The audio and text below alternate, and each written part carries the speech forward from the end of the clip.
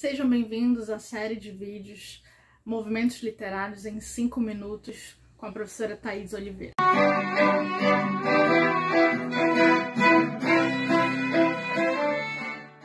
Hoje nós vamos falar sobre quinhentismo.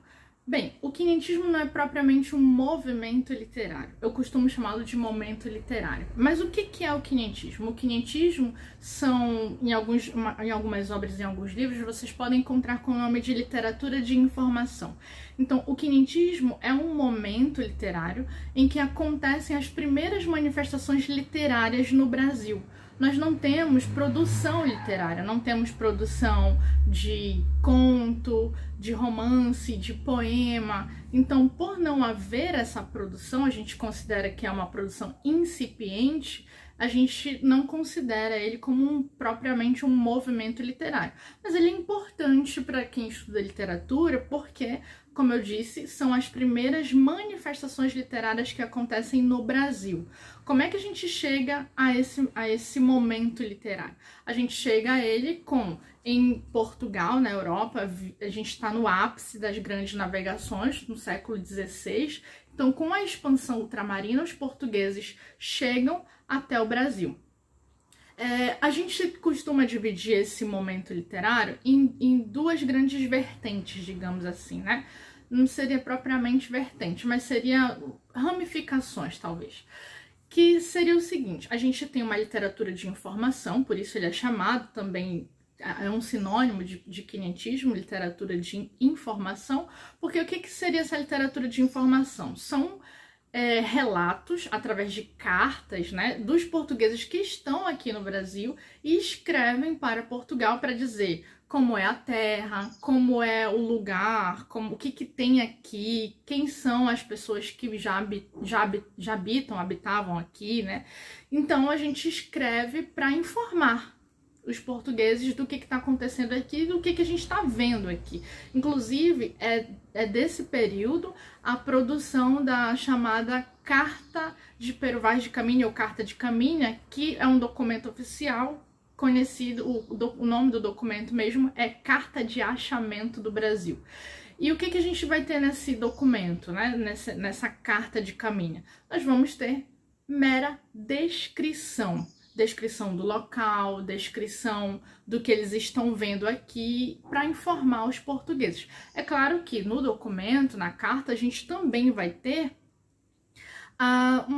certa intenção, eles mostram certas intenções e eles mostram também as impressões que eles têm dos indígenas que habitavam aqui à época quando eles chegaram, né? Nós vamos ter também nesse período a chamada literatura de catequese. O que seria essa literatura de catequese? Bem, a literatura de catequese vai ser coordenada por um padre chamado Padre José de Anchieta.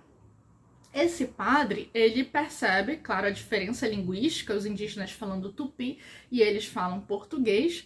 Então, eles precisam, como a gente está numa época em que há um forte cristianismo, né, essa questão da salvação da alma e tudo, então eles vêm com esse olhar de que eles precisam salvar essas almas que habitam aqui no Brasil, que habitavam aqui ao Brasil, né?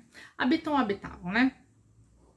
E aí eles vão tentar catequizar esse indígena, né? Só que essa catequese, gente, é importante registrar que não se refere tão somente à questão do cristianismo, né? A questão religiosa.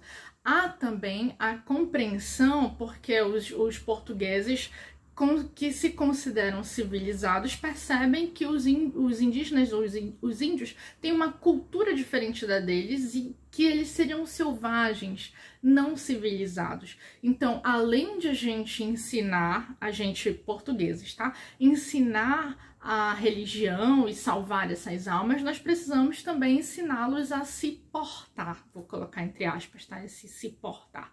Então, a gente precisa ensinar a questão mais social, de cultura mais social, né? Por exemplo, a comer com o talher, né?